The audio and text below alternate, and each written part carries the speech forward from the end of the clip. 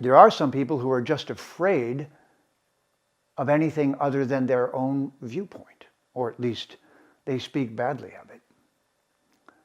So the first thing I want to point out is that Narendra Modi is known for having a very high character, known for being a dedicated practitioner of the Hindu Dharma.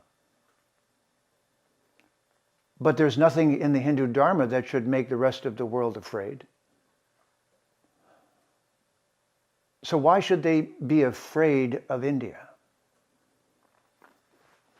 Well, one reason would be because when Narendra Modi took office, he was the first Prime Minister of India to actually be Hindutva. Oh, I know, that's another demonized word. Ooh, Hindutva. Actually, Hindutva simply means a dedicated Hindu practitioner. I am one. I am Hindutva. Narendra Modi is the first leader of India for over 1,000 years who was Hindutva.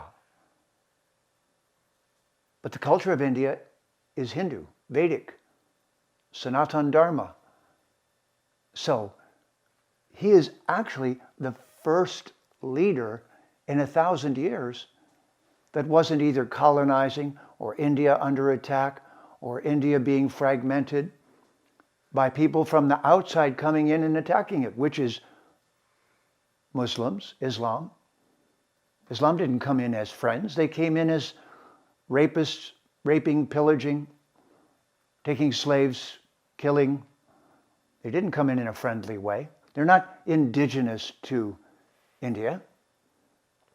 Christianity is the same way. Christianity has been colonizing India ever since the British took it over and acted as if they owned it for a couple of hundred years. Raping, pillaging, taking everything that they could. When I say raping, I mean just taking everything. Now that kind of behavior is something one should be afraid of. So yes, it's a good question. Why would anyone be afraid of Narendra Modi? Well, perhaps they think that he will be vindictive and then he'll come after them. Do we see any evidence of that? No. What do we see? That he's standing for the principles of the culture. Now, should that make people afraid inside of India? No. And why? Because the Vedic culture, the Hindu culture, treats everyone with respect, even if they disagree with them. So Christians are safe in India. Muslims are safe in India, as long as they're not violent and asserting themselves violently. Anyone is safe in India. The philosophy of Narendra Modi is live and let live if you're here to live and let live. Hindutva is exactly that.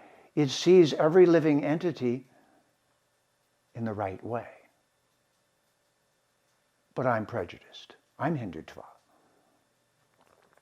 Sees everyone as an immortal being who has, if they're peaceful also, an opportunity to follow their own path. And this is the policy of Narendra Modi. He's the first for 1,000 years, which means the prior rulers of India during the time of the British were puppets. They weren't really rulers of India. They were puppets of the British. And in fact, the accusations that Narendra Modi is RSS, well, I'm RSS too. Rashtriya Swayam Sevak. The group of people in India who worked to throw the British out of their country. Wouldn't you throw a colonizer out of your country? So finally the British were thrown out, but it took a little while for the culture to become truly Hindu again. in leadership.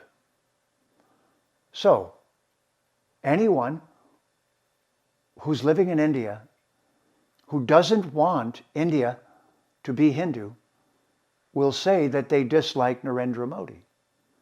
Now, of course, every human being is perfect, so I can't go down and make a list of everything that he did, and who am I to decide whether it was right or wrong. But I do know his dedication, and his dedication is to support the Vedic Hindu culture and to support all of the other people who are living in the culture of India now and lead them in a peaceful way toward living together.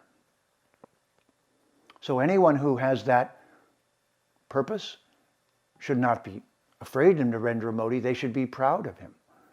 They should be proud that he's so humble and so courageous and so clear and outspoken, but at the same time, he doesn't speak harshly to others and of others, and yet he's dedicated and determined and focused. He's of high character. This is what we hope to see. This is a role model for what we should see in a leader. And just as a side note, but Narendra Modi and India are using multiple modalities to deal with the current crisis of health that the world is experiencing. Why? Well, because the very basis of the culture of India is to have multiple modalities of science, from Ayurveda to yoga to diet to things that promote well-being, to herbs, to modern medicines, to modern vaccines, to ancient ways of healing. This is the most ancient culture on our planet and the most sophisticated, and is having a renaissance and a revival. And Narendra Modi is the leader of that renaissance. So perhaps you can imagine who will be afraid of that. Library burners, people of a religious perspective that is violent and wants to force itself upon others, those who are malicious in intention, those persons in Islam and Christianity who will use violence, who will pump billions of dollars into India to subvert its culture. Those persons should be afraid. But not just of Narendra Modi, but of any honest, integrous prime minister of a country. And soon, hopefully, since I believe his last term of office is coming, someone like him will also continue the responsibility of what? Of healing hundreds of years of colonial damage, of restoring the social environment in a world gone mad. Please remember to subscribe to us and switch on the notifications for this channel. For our other social media links, more content, and to support our work, please visit citti.net. Dhanyavad. Namaskar.